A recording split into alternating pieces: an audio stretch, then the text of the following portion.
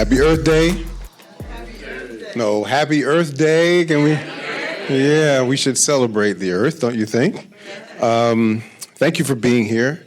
This is a space for art and equity. This is the NAACP Plus screening room. We've had control of this room now for about 6 months or more, and we're really, really proud of it. It is the third wheel in a whole comprehensive strategy that we have for forging our voices into the storytelling space. We have our administrative offices upstairs. We have a virtual production studio upstairs with podcast capability and all the gizmos. And now we have this space, 120 seats, where we can exhibit the stories that are being told from people who aren't always heard from. So we're happy to be a space for their art and also for conversations about equity. And that's what today is all about. It is going to be my pleasure to introduce the person who organized this. But before I get to that, I want to acknowledge the Hollywood Bureau staff who worked very tirelessly to try to pull this together. Thank you all for being here celebrating Earth Day. And without further ado, I would like to introduce Bray Connor, who is the NAACP Director for the Center for Environmental and Climate Justice. Hello, everyone. So nice to be here with you all today. Thank you, Kyle, so much for that introduction. I am so honored to be spending my Earth Day talking about climate in color, reframing our narratives and reframing our future. When we think about the Earth right now, when we think about environmental and climate issues, we know that Black communities, frontline communities, fence line communities are disproportionately impacted by environmental hazards. And with the change in federal administration, policies at a federal, state, and a local level, our communities are continuing to bear the brunt of a lot of those policies that aren't necessarily in our favor. But we know here, especially in LA, especially when we think about storytelling, that it's really important for people to feel energized, to see solutions that are coming from communities, to understand that we actually have the answers for a lot of these problems. We've been off target as it relates to greenhouse gas emissions for a number of years, but I believe that storytelling is going to help us to get back on track. And so with that, I actually want to welcome our first panel up to the stage, where we're going to talk a little bit about environmental justice, climate justice issues, and how that kind of relates to storytelling. So if our first panel can join me on the stage, please.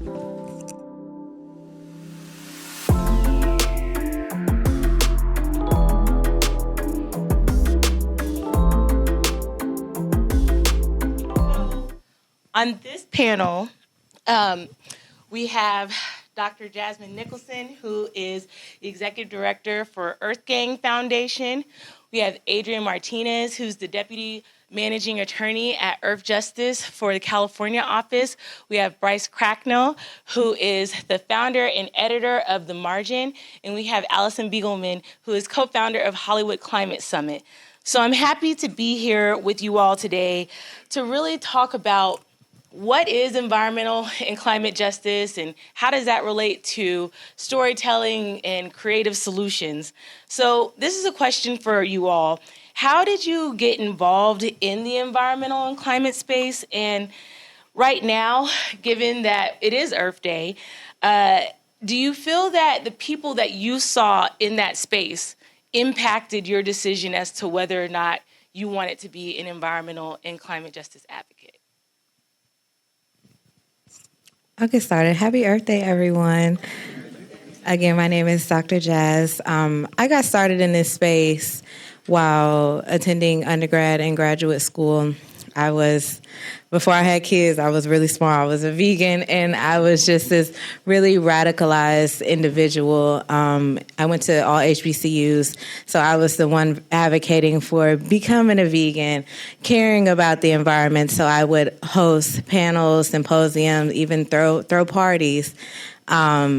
And that's how I really got into this space, just focused on food insecurity and climate justice, which I didn't know was climate justice at the time.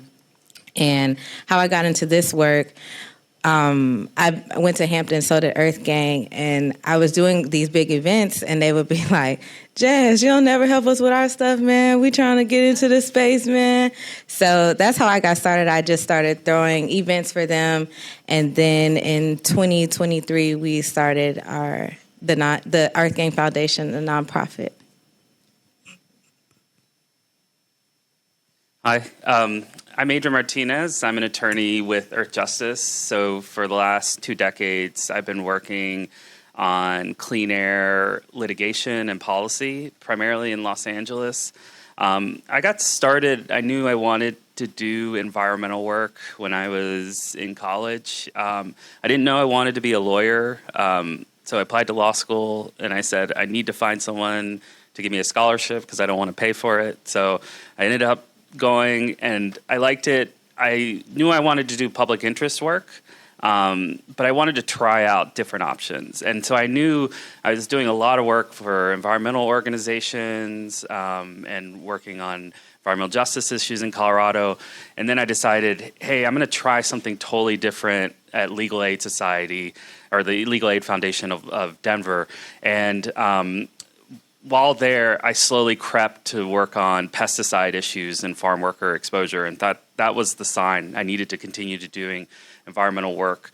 Came out here to work at a fellowship at NRDC, and I worked there for 9 years, and then came to Earth Justice about 12, 13 years ago as their first lawyer in Los Angeles, and now we're a big burgeoning operation, doing a lot of cases. I've always been interested in working with frontline communities facing large pollution sources, and that's where I get a lot of my inspiration from on Earth Day and beyond. Hey, good afternoon. Good morning, y'all. One more. Testing here. There we go. Good morning, y'all. My name is Bryce Cracknell. I am a writer, a filmmaker, and a publisher at The Margin. I got my start, I grew up in North Carolina, and I was the kind of kid who would run home from school with a bowl of cereal in front of him, watching The Crocodile Hunter. That was like my favorite thing to do. And as soon as that was over, I'd just run outside. Usually I'd have soccer practice or something after, but I had a profound love for nature. And then it coupled later with Barack Obama running for president in 2008, and in 2012, I was knocking on doors with my mom that my sort of political awakening was starting to take place, especially growing up in North Carolina, going to a formerly segregated public school, and it used to be called the Rebels. Now they're the Vikings. It's a whole story. But if anyone's from the South, you probably know exactly what I mean. And it wasn't until I got to college that these sort of worlds kind of combined. I met someone by the name of Catherine Coleman Flowers, who is an organizer and activist from Central Alabama in Lowndes County. It's the county between Selma and Montgomery, and so 2 of the 3 days of the Selma to Montgomery March took place there, and it had the nickname of being Bloody Lowndes. It was extremely violent, and this is in the Black Belt of Alabama. And in the 90s, there was a large federal sort of government sort of push to get wastewater and sanitation systems in more rural and poor communities across the country. And in this community, that meant new septic systems. But literally within a year or 2 of having those systems installed, they'd fail.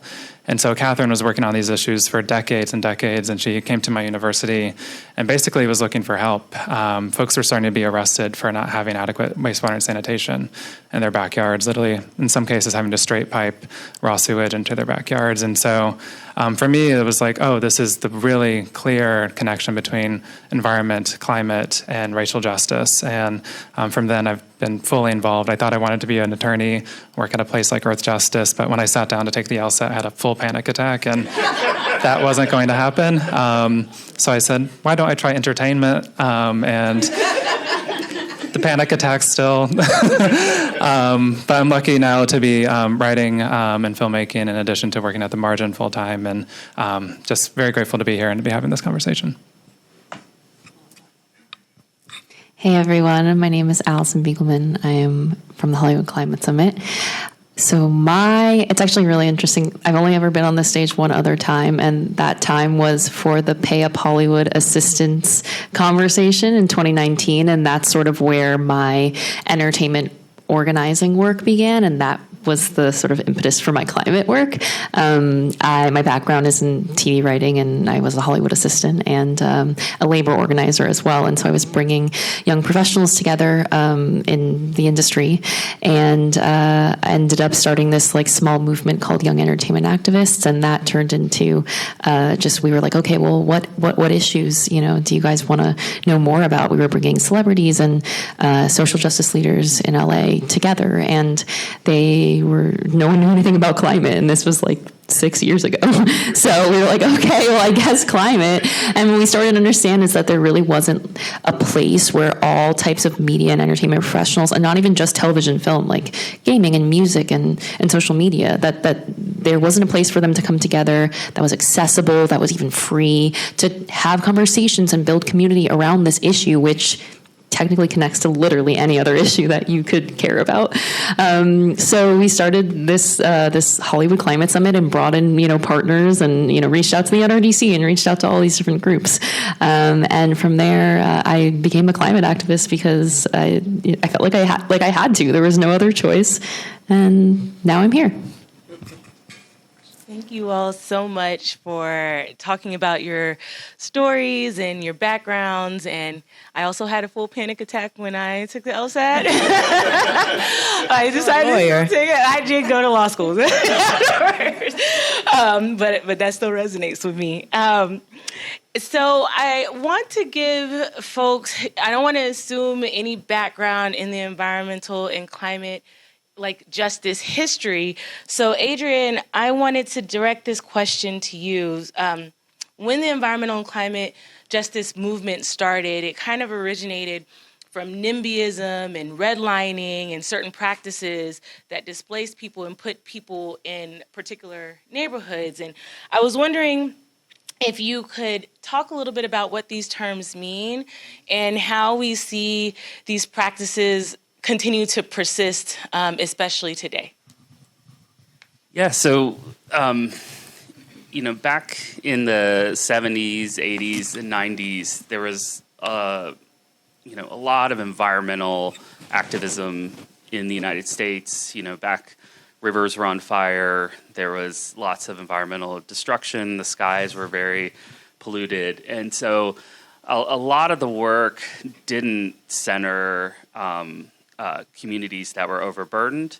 And what we saw was that you had a lot of large groups that started to form, groups like Sierra Club, although they were really, really old at that point, but, NRDC, Earth Justice Environmental Defense Fund. And the kind of birth of environmental justice was recognizing that those groups did not do enough to address environmental discrimination, that in the 80s and 90s we started to see clear evidence, and it wasn't anecdotal evidence. This was clear scientific connections between pollution exposure and communities of color. And it wasn't just low-income communities. It was like there were strong correlations to pollution in Black communities and other communities that were suffering from pollution. And I think the movement came together with lots of influences taken from lots of different movements. And I think that's why it's one of the most dynamic and robust movements out there right now. You started to see lots of groups form in the 90s all over the country. There were one of the other kind of key parts of it is coalition building. Anybody who works in environmental justice, climate justice, knows that coalitions are a key part of it.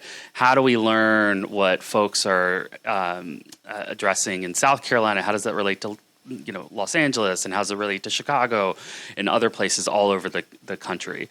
And I think the other kind of key part is the environmental movement needed to do more to address constant and persistent racial discrimination in our cities through redlining. We see it as a legacy from the 30s, 40s, 50s to today, and we're seeing it happening again in just different ways. And I think the kind of crux of it is the science continues to show that certain communities are overburdened by pollution, and the system's not set up to address it. And that's why you have this robust environmental justice movement. And then you add that the climate justice movement, and I think it recognizes that climate change is a huge global issue, but certain communities are going to face more consequences than others. And so there was a need for this coalition of groups to form to push back and to address not only the pollution, but also how do we address climate change moving forward.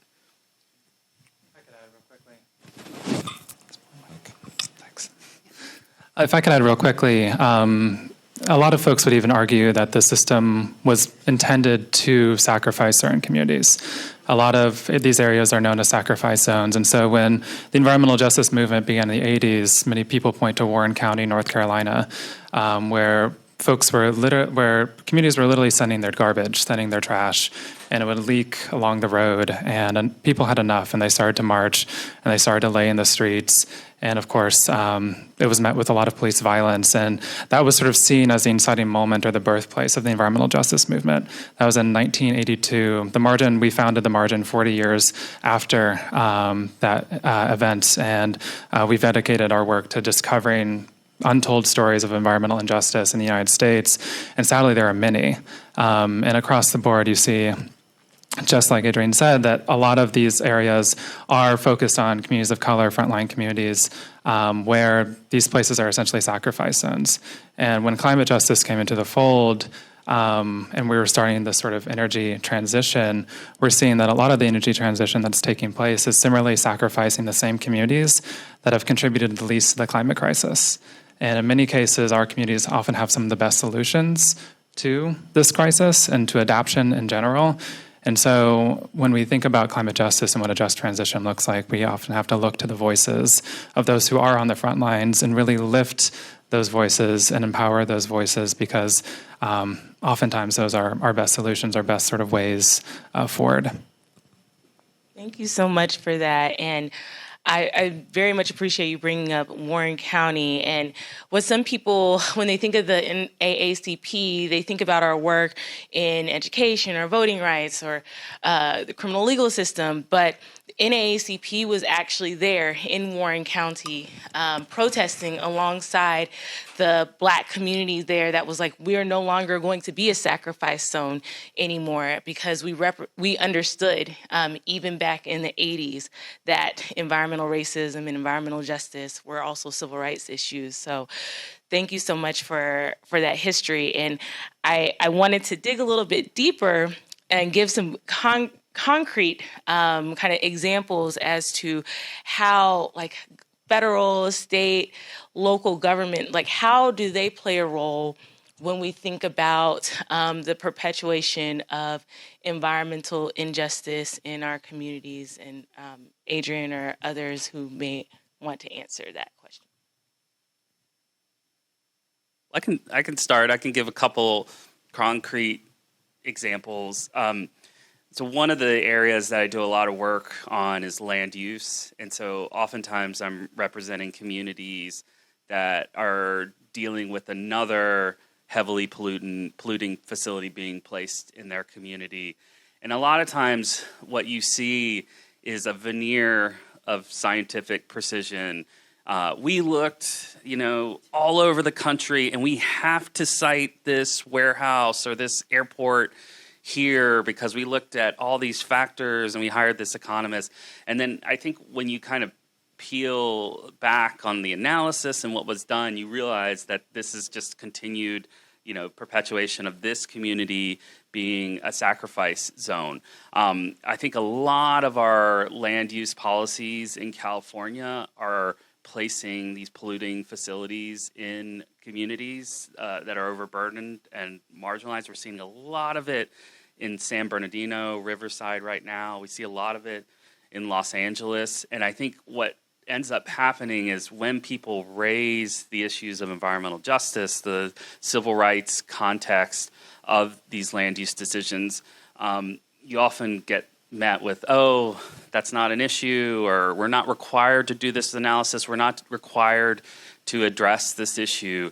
And so I think a lot of times the system's been set up to funnel these facilities, these pollution to communities. And I think part of one of the things we have to do is how do you, one, create better laws, how do you implement the laws that are on the books better, and how do you get more frontline community voices into the decision-making process, not as the check-the-box exercise, but actually listening to communities are saying, we don't need another warehouse, or we don't need this polluting facility in our backyard. So thank you so much. And Bryce, I know you kind of touched on this a little bit before, but given the history and where we are as it relates to environmental and climate issues, could you and Allison really talk about the importance of climate communication right now, where you have communities who don't necessarily feel safe, who are frontline and fence line communities?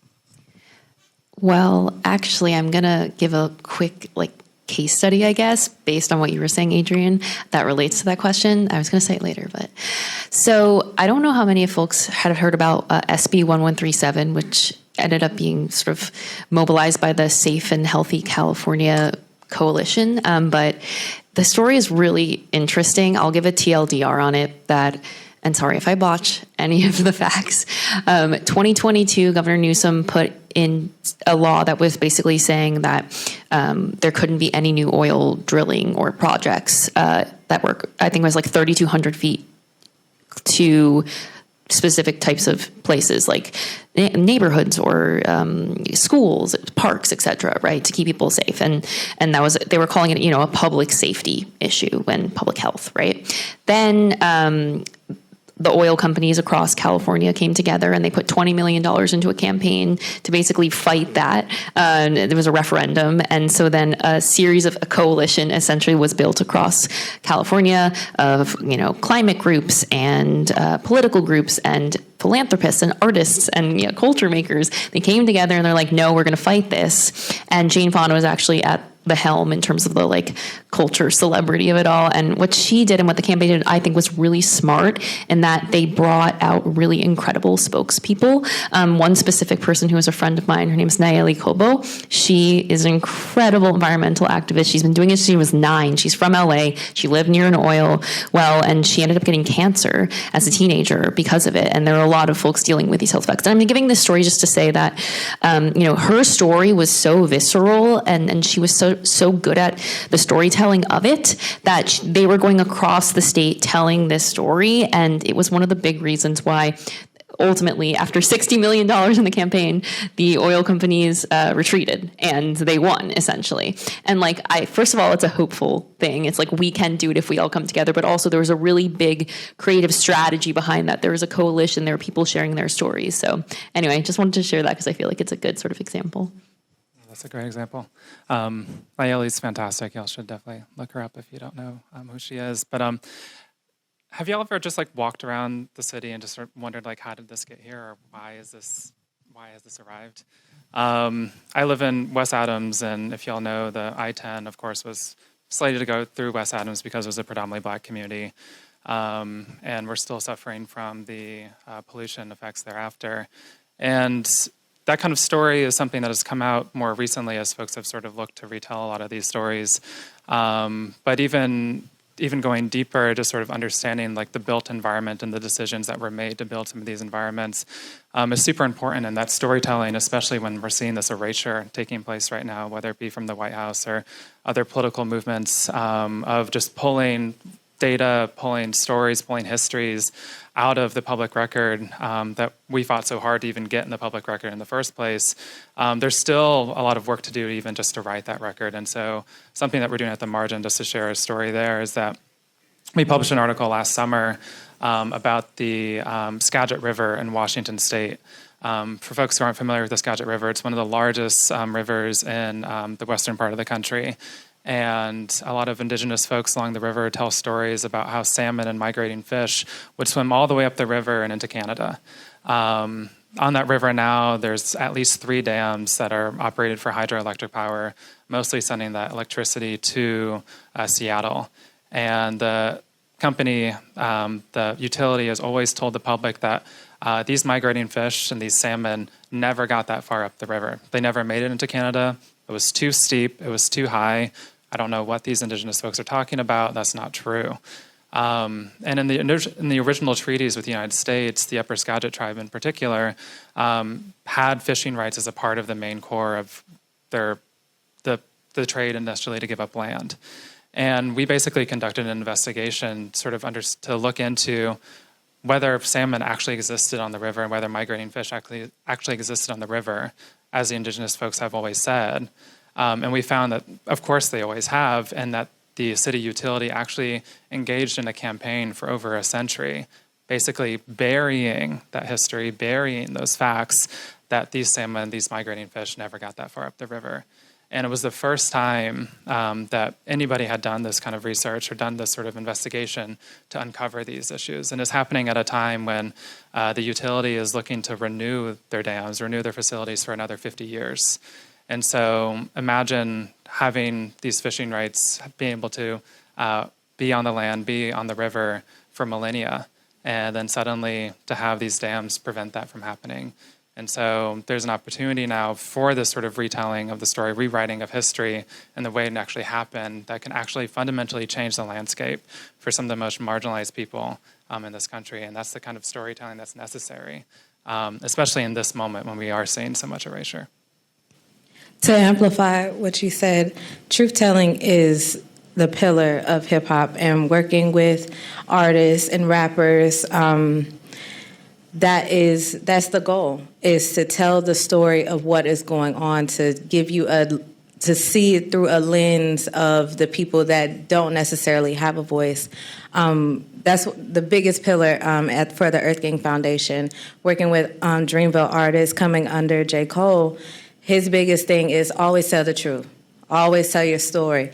So one of the big things that we're working on, we have a climate change portal, and we're going around while they'll be on tour. They're actually going on tour with T-Pain and Wiz Khalifa. So we'll be doing stops, and we hope to set up the portal so that we can hear from a different audience. Even though they're coming to listen to music, they're coming to enjoy themselves, we still want to always remember that we want to hear your truth, because that's the only way we can really make a difference. Is the more information that we have, that is the only way to really change policy. Thank you so much for that. And I love that about grounding it in truth, especially at a time where we have folks who are really trying their hardest to spread as much misinformation as possible, and that you all are going to where the people are. And so that makes a huge difference. So we've talked about, the importance of storytelling and communication, but how do we get people to understand, the decisions, for example, around the misinformation of increasing dirty energy and fossil fuel production and creating more greenhouse gas emissions, that it's actually a big deal and is as big of a deal as all the other issues that are being talked about right now. So what advice do you all have as climate communicators to make that resonate? So I think we need to go back to our roots as storytellers and really think about good versus evil and who the villain of this story is.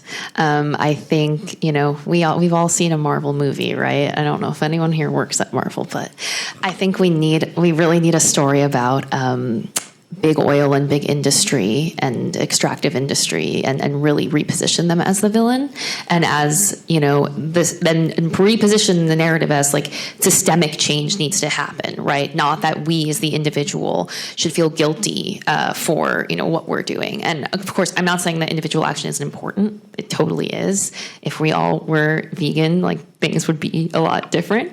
But I think the misinformation campaign that the big oil and big industry has been pursuing for over a century has literally to the point where we thought that, we think that it's our fault, right? And we think, okay, if I recycle, if I go to beach cleanups, if I do all these things, like things will change, right? And if I don't, then I'm a bad person. And like, that's absolutely not true. That was manufactured for you to know by these marketing entities of these oil companies. So now I'm sort of like, yeah, if we can really reposition that so people can understand, because we need a universal story here. We need something that literally any person, no matter who, can understand. That's one thing I would say is, like, in terms of storytelling and communicating, integrating that type of story into whatever you're doing. And also a few other pieces. Community resilience stories are really important. So, communities coming together. It doesn't even need to be around climate. I just think seeing that action, and we saw that, after the fires that we all experienced, there was so much resilience. So people do, no matter who they are and what they care about, they do come together. So I don't know. That's what I would say. And I'm curious your thoughts, Bryce. No, those are great points. And I think even the good versus evil, but also like really rooting it in our day-to-day sort of narratives. I think for so long, the environmental and climate space hadn't been very good at sort of talking about climate change. We all probably remember seeing the image of a polar bear on an iceberg and stranding to exist. And there haven't been as many images of those lately, partially because the climate movement has gotten a little bit smarter, but sadly, there's much, much less ice up in the Arctic. And so when I think about our storytelling, I think it needs to show up in our day-to-day, knowing that we have agency over the things that are happening to us. And part of going back to our roots as well, I think, is reconnecting ourselves to each other and to the land. How many folks have a garden or grow food here? Just a handful. How many have families that grew food back home? Right. And so we're like losing this thing from generation to generation. I think that's something that we need to look to sort of seek and rebuild, and sort of having these sort of local economies where we're building and creating our own sustenance and our own food systems for each other that we can then share. And naturally, in a lot of these gardens, urban gardens, and specifically, they often can act as carbon sinks. And so when we're thinking about solving the climate crisis or adapting, you're actually preserving and holding carbon in the soil if the soil is healthy. And so there's just some of these sort of natural things that we can sort of do in our day-to-day that are can improve the sort of situation on a global scale, but really making it sort of personal. And on a second note, I think just sort of understanding the number of decisions that we make each and every single day, and the way in which we sort of interpret our relationship to systems, understanding like what other sort of forces are telling us, what is big fossil fuel telling us, and also really wanting to reroute that in our own sort of personal experience of like, what do I need for myself, my family, and for future generations to come, and really reclaiming that agency. So, Dr. Jazz, I would love for you already kind of talked about what EarthGang Foundation was doing around climate observations. And I would love for you to talk about what's the importance of connecting the community, when you all are gathering these like climate observations, like what's important about meeting people actually out at festivals and doing it in that way? The biggest thing is, again, taking their stories and not just using them as set data points. I'm a scientist as well. I have my PhD in environmental science. So we're just so used to looking at everyone as a number. How does this data relate to this, and correlations and things like that? But I feel like the biggest takeaway is to use people's stories as qualitative data. Let's understand where people are at, how can we help them where they're at, and that's one of the things we really take pride in at the EarthGang Foundation, and really all Dreamville artists. We want to tell the stories of where people are, not where they want to be. Not, nowadays people like to live up to the hype. They like to flaunt and make things seem bigger than they are. But let's take that away. And that's so important right now. We need to really get to the root of what's real, so that we can help to eradicate the problems. Thank you so much. And did they also see like a gap as well? I know you kind of talked about how you all met and in college, them really wanting to ensure that what they cared about, was a part of their work. But, did they also see a gap in how artists were thinking about environmental and climate work that made them feel like we need to start this foundation? Yes, it really came from their name. They started they're from Atlanta, and they went to high school together, and they were trying to they tell me the story all the time, but they were trying to come up with a name, and they wanted it to be a universal name because they were hardcore rappers, but they were also very eccentric in the Black community. So they weren't just these regular gangster rappers or anything like that. They were rapping about what they saw, which was the environment. So they came up with the name Earth Gang, which really just means like we're all in this together. And when I was doing my own thing, and then we connected, their biggest thing was how do we connect with our audience that is so interested in climate action, climate justice, and more importantly, their name. Like, oh, I want to be Earth Gang too. And that's one of our biggest hashtags is that we are all Earth Gang. We're all in this together. So starting the nonprofit, their biggest thing was how can we connect to the fans on a deeper level, not just through the music, but through activism. I love, of course, everyone loves going to festivals, but one of the biggest things when we're at festivals, I like to, instead of just being backstage, I like to be in the crowd. Like, I love meeting people, I love talking with people, and so does Earth Gang. If you ever get a chance to meet with them, they're always with the people. Like, they're not stuck up celebrities or anything like that. Like, they enjoy talking to people. And I think that's why their music is so rich and so deep. So yeah, we love talking with people. We love engaging with the fans, not just, oh, we have this foundation because we're rappers. No, we really want to make a difference through the fans of the music. Thank you all so much. I want to make sure we're ending on a high note. And that is obviously a high note, hearing about how they love to actually connect with the community and the people who are listening to their music and with the hip hop community in this way and spreading awareness. And I would love to hear from you all about what is a community-based environmental or climate action that you've seen or been a part of that is giving you hope.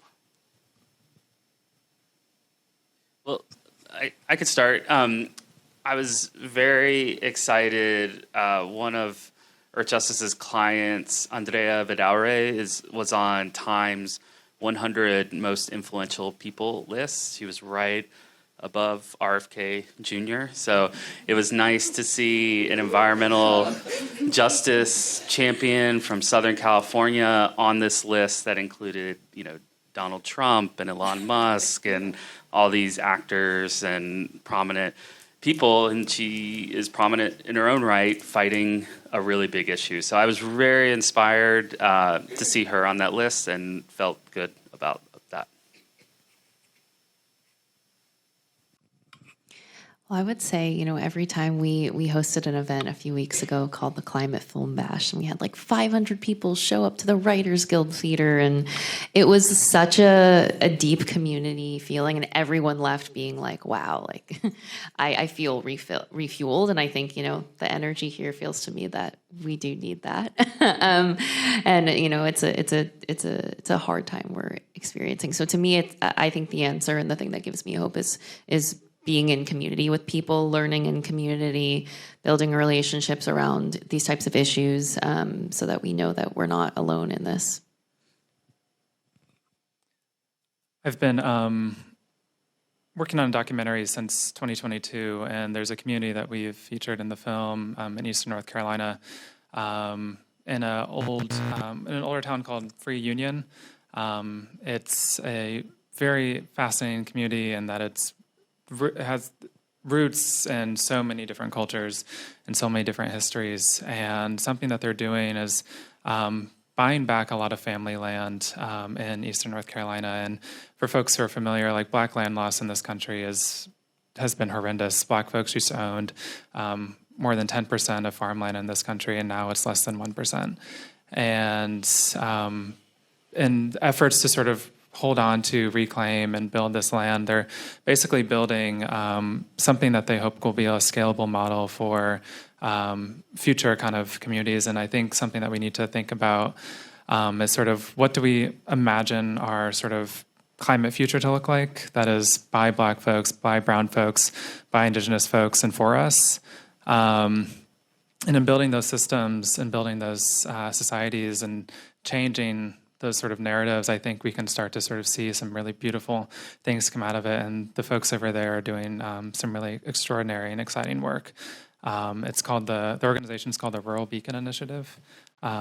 Definitely check them out. We did one of our first pieces was actually on some of the work that they're doing. And if you're familiar with Reverend Barber and some of his family, they're deeply, deeply involved in leading that work. His eldest son, William Barber III, is actually the CEO and president of the Rural Beacon Initiative. And so there's extraordinary stuff like that happening across the country. The Descendants Project in New York State, there's some really incredible things happening here around urban farming. And so just find places where you can tap in at a local level and sort of like really just reclaim your space, connection to the land, connection to each other, and think in a way of like a future ancestor. What do you want to leave behind and who's coming after you? Thank you all so much for this really engaging panel conversation, really connecting the dots for us around how the history, our past as it relates to the land and being displaced or intentionally excluded from decisions has led us to where we are now, but also that we have hope. Because there's a lot of work that's happening, and I'd be remiss if I didn't also mention that there are NAACP local branches in our state conferences that, of course, we would love for you all to be a part of. We have environmental and climate justice committees at a local level as well, and so that's also a way to continue to be involved. And so thank you all so much to our panel. So we're going to reset a little bit, and then we're going to start our second panel. Feel free to hang out here. We're going to show a short film in a little bit. I also want to thank our sponsors, Climate Power, who really ensured that we were able to have this event today, as well as NRDC Rewrite, Union for Concerned Scientists, and others who have been a part of this, including Hollywood Climate Summit. And so we'll get started with our next panel in about 7 to 8 minutes.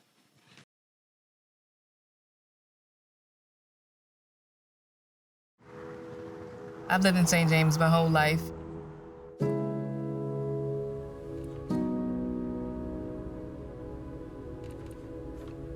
My grandfather was a farmer turned civil rights activist.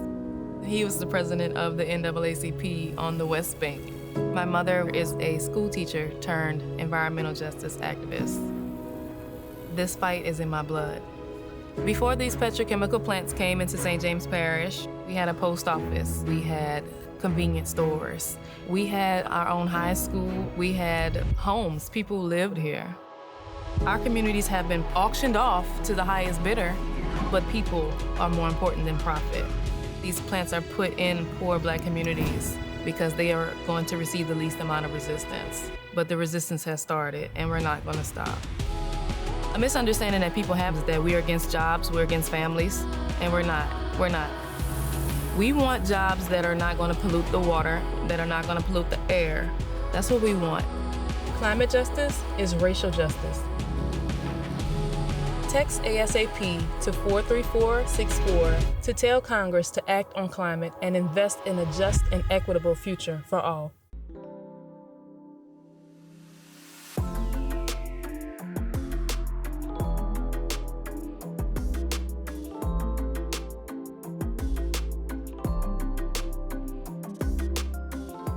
I'm in mining and so many, and Assata Shakur and the Black Panther Party, which taught me about socialism, which taught me about the free breakfast program, which taught me how America even adopted free breakfast in the public school system.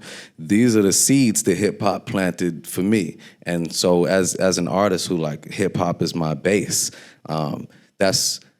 the shape and form of the art form that like I seek to carry on. Thank you so much. I love that, and especially when we think about the fact that we have governors who are trying to remove climate from education at all and punish teachers for teaching about climate issues in certain parts of the South. I won't name specific states, but you can guess. But we could. But we could. Yeah. But we could. So this question is for Logan and Janelle. I am curious to know, what are some of the biases that you all have seen behind the scenes that make it harder for filmmakers and entertainers from frontline and fence line communities to have their stories amplified? It's interesting. There's this misconception about the value of Black stories and the travelability of Black stories that I feel like Black Panther blew out the water. But, I think it did, but it didn't make it easier to make films with Black people in them. For example, like I said, Chad and I had, we have a production company. We created a production company together. We had multiple projects. Project about a ex-Black Panther. We had all these different projects that were like, all right, when Black Panther hits, we're good. We're going to run the whole slate. We're going to run the table, right? And not one phone call came in. The one call came in to make 21 Bridges, and that's the movie we made. But what I say that to say, is even when you have something that is a global phenomenon, you still are working against centuries of bias, right?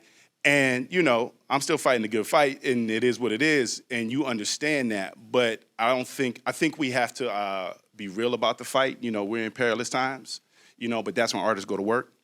So, it's encouraging to hear the conversations and to see the work manifest. But yeah, I mean, the biases are real, like even just this weekend when Sinners did numbers, the Variety post was, wow, is it going to be able to dig itself out of this hole? And it's like, that's the conversation I want to have. Like, this dude just took an original concept, sold it to Warner Brothers in an unprecedented deal that said, hey, in 25 years, let me get that, run that, right? So that my great-grandchildren can eat off of this, right?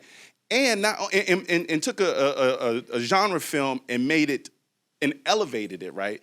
And now we're having conversations about maybe that's just not good enough. Like, why is Variety printing that, right? Like, what's the story behind the story, right? And that's the interesting part about it, like the biases are still there.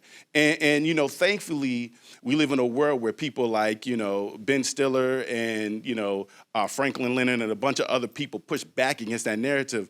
But to your point, by the time the Variety headline they probably got more traction than Ben Stiller's retweet. You know what I mean? So, the bias is still there. I think, the reality is you keep working and you try to change perceptions. And then for those whose perception you don't change, you keep it moving in spite of them. That's spot on. I mean, the reality is our stories have consistently been undervalued. And that makes it incredibly hard to get the support and the resources and the capital to put that story out into the world. And, the unfortunate reality of the time that we are in is that it's only going to get harder and harder and harder to have and to convince traditional entertainment structures that these are worthwhile investments. There's no proof case, and everyone wants to minimize risk, right? Or that's what the assumption is. That's what the association is. And there's no attention given to the reality that the largest consumers of content, both streaming and in theaters, are Black and brown communities. Right? So it just, the logic has always been missing for me in terms of what this industry is willing to take a risk on and honestly what it's not. I remember, sitting at the Academy being the center of everything in this industry and talking about climate and bringing up climate oftentimes to filmmakers and creative communities who are very passionate about this. The entire room, though, was white. And I bring that up as well to say, and I think it goes back to this earlier point of miseducation and misinformation. Our communities aren't even empowered to sit at these tables and feel confident that they have something to contribute. And what I've always said, especially to Black and brown creatives and creators, your experience is truth. Your observations of the world, this is a critical part of the conversation on climate that needs to be included. If these voices and these experiences aren't there because maybe you didn't go to law school or you didn't get that PhD in environmental science and you're feeling that sense of imposter syndrome in an industry that's already told you your stories don't matter, we are never going to be able to progress. So again, when I sit back and say, okay, why publishing? It came from sitting at the center of this industry, and every community that I was advocating for to have access, to have an opportunity, they were shopping ideas that could be easily sold, but not invested in. And there's a difference in that. So I started with publishing because if you're telling us that these stories are too risky, that there's no audience, that there's no measure of success, then great, I'm gonna drive up that value of the IP. I'm gonna build that audience so that you cannot say no. You cannot say there's not an audience for these stories. That's the reality of it. But even there, and even within books, y'all, it's no surprise that our books are being banned, again, at an unprecedented rate. That our histories are being challenged at a time when it's more critical than ever that we read, that we consume. The only way to see any semblance of change, if you don't have the privilege of experiencing different communities, cultures, and living those experiences, is to consume them. And that's the power of entertainment. That's the power of art. That's the power of literature. It's literally just giving us the tools and the language to understand, to comprehend, to speak about what's happening to our communities. So this is this time when we have to double down. And I say this, y'all, it's my publishing company, we went through a 6-month due diligence process to get funding through this government-backed initiative called Prosper Africa. It just connects African investors to US companies. We were the only entertainment company after a 6-month process that got approved into this program. It was a USAID initiative. So on January 20th, right, the only company that got approved into this initiative because we were investing in African stories, we were investing in stories from Latin America, we were investing from stories from the South, right, that weren't being championed by traditional publishing. This was a way to, again, control our narratives through funding. But did we walk away? No. And I tell the authors I work with now, if you're sitting here and we're working with you, it's because I literally took out every penny that I had because I believe in this work. And we cannot let this government, we cannot let these institutions suppress our truth now more than ever before. It's just not possible. And entertainment is not gonna be our friend in this space, y'all. Like the traditional entertainment industry is not. But what is our friend in this space is the artist. And that requires us to show up for that art relentlessly to make sure it's successful.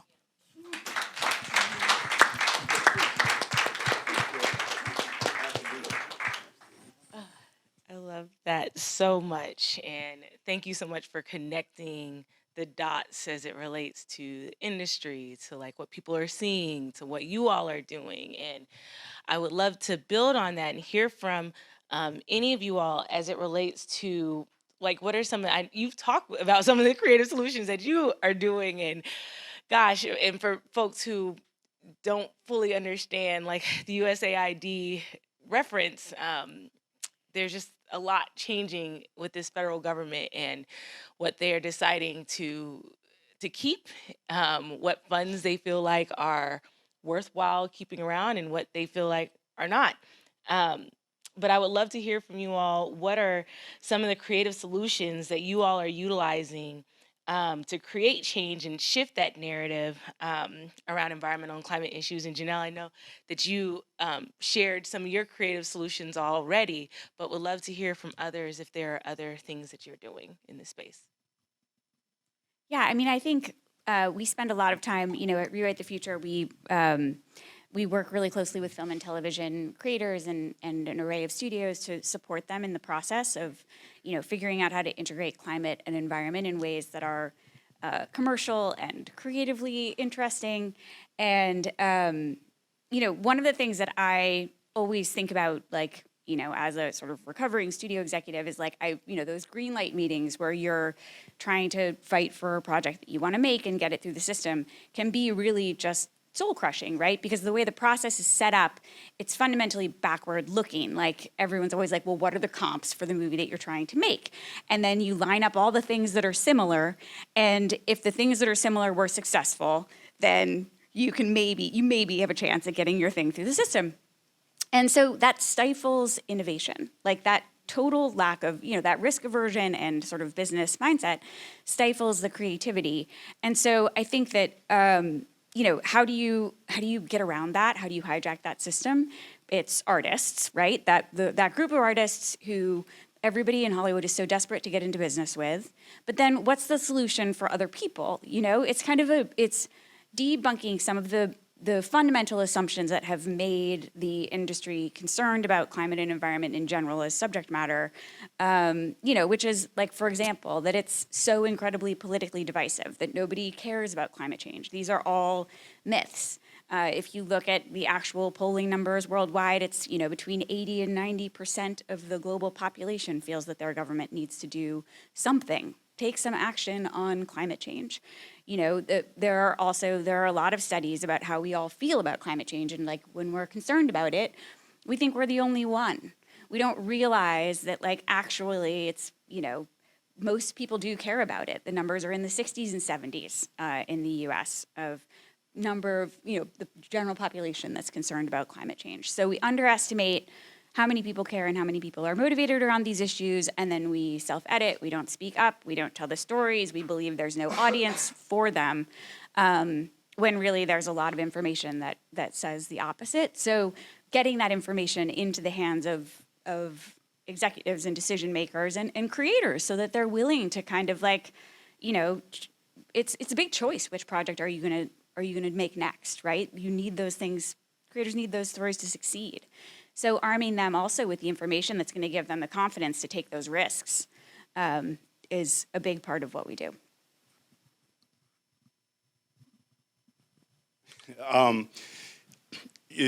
Listening to you speak, I just, talking about creating your own IP, I think is key, because I think that's kind of what moves the needle in the sense of like, you create your own IP and you create your own audience and you super serve that audience. And I think that's part of what inspires me right now is working with young filmmakers, working with Cinematic, Shores, working with the NAACP. I'm around young folks that like are hungry and they don't know what they don't know, but they know how to tell their story. And I think sometimes we get analysis paralysis. I'm guilty of it because I've been doing this 20-something years. And so it's very easy to understand the mechanisms of those green light meetings and be like, you know what? It ain't even worth it, right? Because you feel like you're beating your head up against the wall. And so one of the things that working with young filmmakers has helped remind me of is the scrappy independent dude that was like, you know what? I got a camera. I got friends that are talented. I'm gonna figure out how to tell this story, right? And you operate outside the permission structure because you don't need their permission. And that's the challenge, right? Because we're convinced that, okay, like when I become successful, when I can go to Warner Brothers and Warner Brothers gives me $50 million to make a movie, I'll be successful. And it's like, you waiting for that time, you can wait for Jesus to come back. You know what I'm saying? And I'm just saying, like, I think we're at a time right now where you don't need the permission structure. And I say this to myself as a seasoned filmmaker as well as I'm saying it to young filmmakers, right? There are enough people that believe in the stories that we believe in. There's enough people that believe that there's a problem with microplastics being in our brain, right? That feel like there's stories to be told about that. And there's ways to do it at a cost that is not millions of dollars. Technology has enabled it where we can tell stories, we can tell high quality, technically efficient stories, with the technologies at hand that doesn't require you to go knocking on Pam Dabney and Michael DeLuca's door. God bless them, but you know what I'm saying? My point is that you don't need to operate within the permission structure. And when you liberate yourself from that belief, you're free to do whatever you want. And you find people that look like you, that believe like you, and that are talented, and y'all create together. You don't reach up, you reach across. I wouldn't say this is necessarily creative, but something that I encourage all of us to do. I used to work at Warner Brothers Discovery. I still have stock there. And because I am a shareholder, because I do have a way to voice my concerns, my support, my values, I think it's incredibly important for us to really assess our full sphere of influence and leverage that sphere to progress our values, our beliefs, our stories, our perspectives as often as possible. There's so many people, and I still do some work with Warner Brothers Discovery. I'm surprised they still do it because every time I'm there, I'm like, y'all, like, rise up.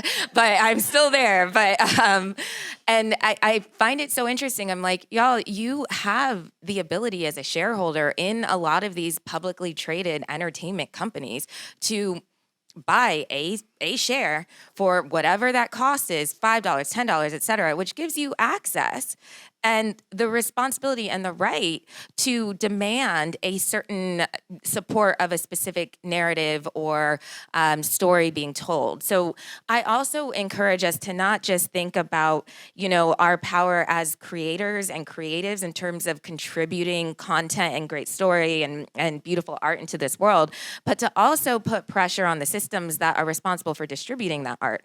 And there's a lot of ways for us to do that if we're very clear about where all of our dollars are and how we can actually leverage that to create pathways as well.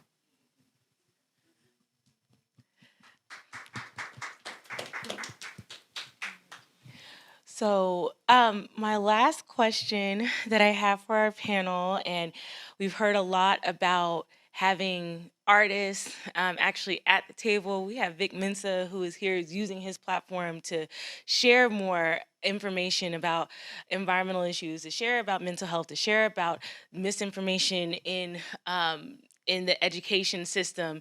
We've also heard as it relates to the industry and what the entertainment sector kind of looks like in ways that we can be involved. And I would love to hear from you all, from your perspectives, for this audience and for those who are going to be watching this later. What are some concrete steps that if you have someone who is an entertainer, who is an activist, who is in the filmmaking industry, because we have a lot of people from different places, but it's going to take all of us in order to change these narratives. So what are some concrete steps that people can take in order to amplify environmental and climate issues that center Black communities and impacted communities here on this Earth Day? I would say concrete step that I aspire to continue to take myself is to hyper-focus on my story and don't front on my experience. Like, identify what is unique about my experience and write about that. So when I'm in Africa, I write essays about my time in Ghana and in Benin and in South Africa. As I've been studying the craft of acting and working on different TV shows and crafting my own story, it's like hyper-focus on what makes my story unique, and that's interesting. I tell MCs this all the time. When they ask, what's the best piece of advice you could give me, I say, find what makes you absolutely unique and speak about that. If you work at the post office, tell me what it's like trying to be a rapper working at the post office. Like, I have not heard that before. You know what I mean? I heard a lot of the other story. So, I think as that pertains to the area of climate and environmental justice, speaking about the specificities of our communities in those respects. I think a lot of times we are not able to collectively move forward with important issues, especially to Black community, because we think we're in isolation. we think we might be the only one who cares or is thinking about something in a particular moment in time, but that community is out there. And as simple as is, I love to find great content, articles, posts on socials that resonate with me, and I share it. It's as easy and simple and straightforward to do as just sharing something. It was actually funny because something you had posted on TikTok actually just came to me the other day. And again, our phones are always listening, but my friends had taken a photo of my dog and asked AI, I think ChatGPT, to turn it into a human. And it generated this like little white guy with like a bandana on, and it was cute. I was like, I could see this being my dog, but like, why did AI automatically make my black dog into a white van? And then your video pops up on my TikTok as I'm literally talking to my sister complaining about this. And he was talking about how AI will naturally like lean white in terms of like filters and things that are applying. And I'm like, well, damn, I've got to share this. And I shared that video with all these other friends, right? And not directly related to climate per se, but my point is this, like there are really incredible voices right now that are giving us something natural to react to respond to share, that can help connect and continue the conversation. And that's the simple ask that, you know, I invite us all to participate in. Don't do this work in a silo. Don't feel like you have to be the one to generate the content, to always be the voice of reason, that it always has to be original. Find some great person who's saying great things that can help move things forward in community and collectively.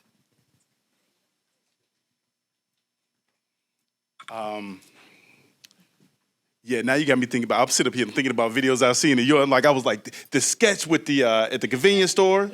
You know what I'm saying? No, but it's poignant. It's germane to what we're talking about, because it was the whole sketch we were talking about. He was trying to smoke the Swisher Sweet, and you were like, yeah, you talking about the germs and stuff. So it's just interesting and much respect, because I think you took the tool and the genre of comedy, but you snuck some real, some smart, some wisdom in it. And I think, that's what KRS was always talking about with edutainment. So I'm inspired when I see stuff like that, bro. So like, much respect, keep going. I have to remain hopeful. I have a 20-month-old and a 7-year-old. And so I always have to think about, okay, well, like, what type of father do I want to be, and what type of earth do I want to leave my children? And and so I refuse to let the direness of the times stop me from thinking about what are creative ways to tell stories.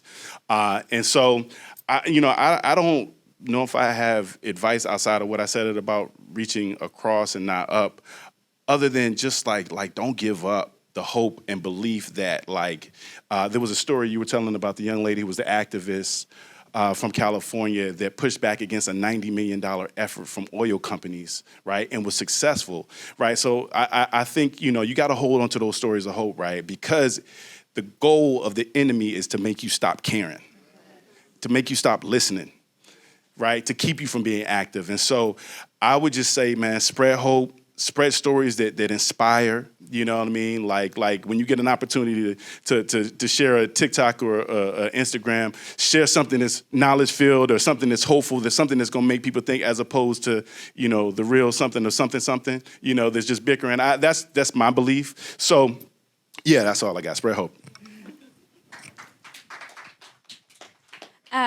I think that there are also, one of the things that I think about a lot is how do you take this giant, truly global problem and translate it into, real narrative? Because that process of taking like either an issue or like an abstraction and then being like, but what does this mean for my story, is really hard.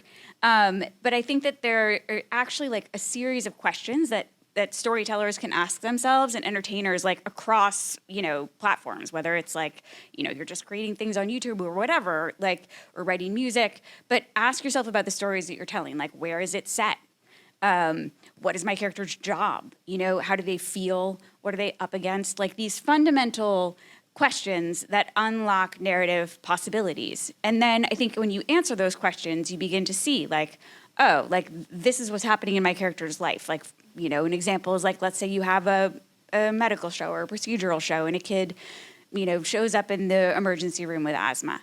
Like, it's not just triaging that medical condition. It's, why does this child have asthma? Let the narrative ask the questions that then lead us toward the truth, the bigger truth behind it, which is like, where does that child live? And what is happening in that community? And how did it get to be that way?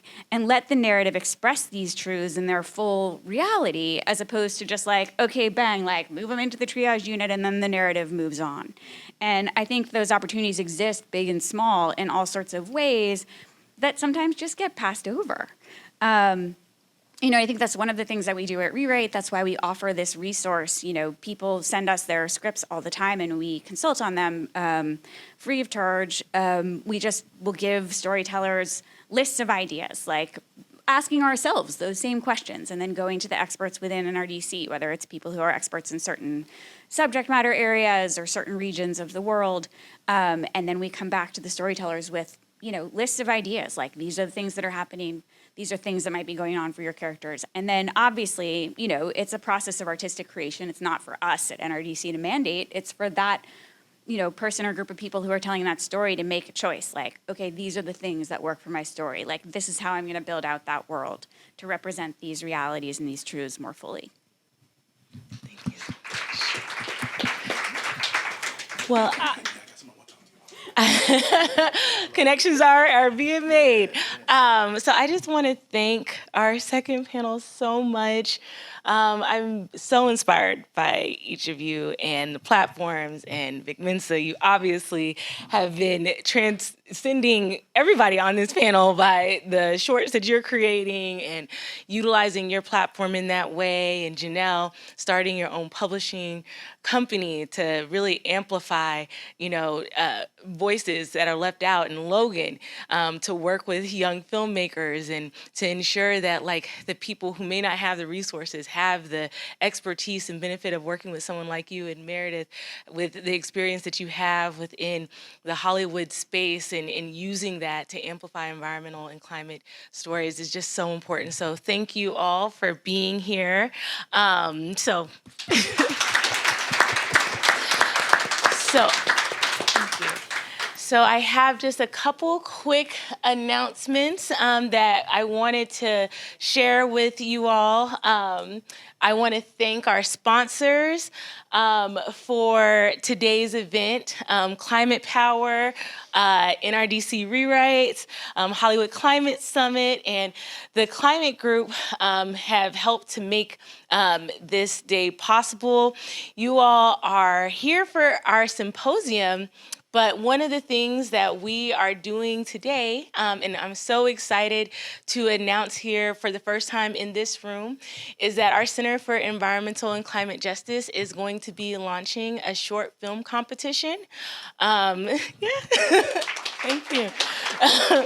And it's going to be focused on having a filmmaker who will be sharing a story, documentary or narrative style film. They'll create a script, and we will have the expertise of folks like Logan Cole, NRDC Rewrite Team, Hollywood Climate Summit, and others to be a part of the process as they're developing out this film.